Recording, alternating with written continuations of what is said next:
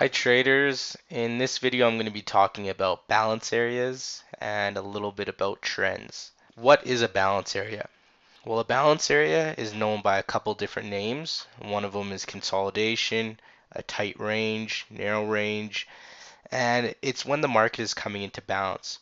So there's an equilibrium between buyers and sellers, and they're both somewhat agreeing to what is perceived as fair value for that time period.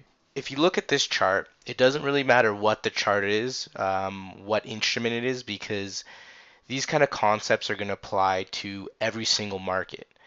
Now, as long as there's sufficient liquidity, everything that I teach is going to apply the same way. So in order to have a truly viable system, it has to be able to work across all markets and all different instruments.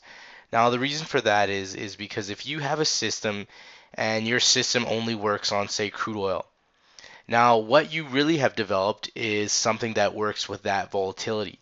So when that volatility goes away and the market cycle changes, you're going to be left in the dust and you're not going to know what's happening. So you need a system that works on all markets in all market conditions, and you will adjust it for volatility. So you will adjust your stop sizing, how you're going to position that based on volatility, but the whole methodology will not change. Now, with that being said, let's dive into these balance areas.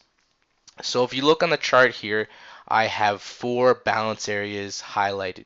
Now you can see they're looking like a rectangle, maybe a little squarish on the first 2, but they are balance areas.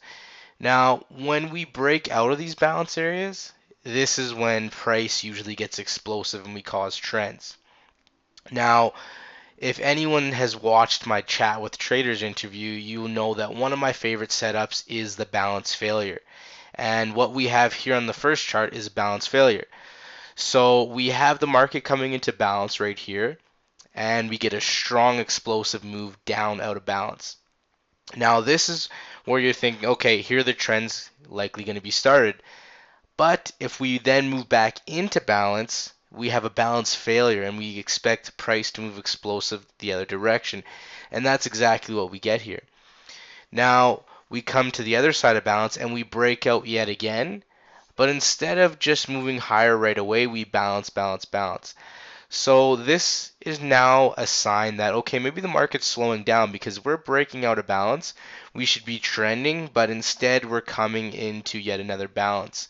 So we see here that the market does break out of that balance and then it has a larger balance within balance.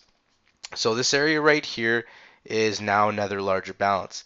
Now, if we look within this balance, we see right here that we form yet again another balance. So like I said before in my monster trend video, it's like you're holding a spring between your first 2 fingers, you're contracting that spring, and then when one of those fingers release, the spring gets launched.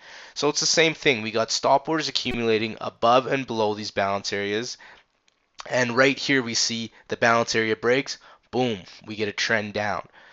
Trend, we kind of pull back a little bit, we come down, and then we get yet again another balance area right here. So same kind of concept, a lot of stops accumulating. We take out that low and boom, we flush right down again. So in my opinion, balance is one of the most important concepts you need to learn as a trader because you're going to have so many opportunities around balance. Now, this time frame is a weekly time frame. Okay, so this is not the day time frame, this is longer term stuff, but the methodology works on any time frame, whether you want to trade intraday, long term, it's all the same except for a few different nuances that are only applicable to the day time frame. Other to that, you can trade any time frame because the markets are fractal.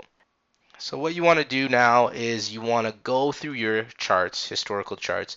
You want to find balance areas, see how you would have traded them. I haven't got into any execution on this because execution changes greatly for time frame.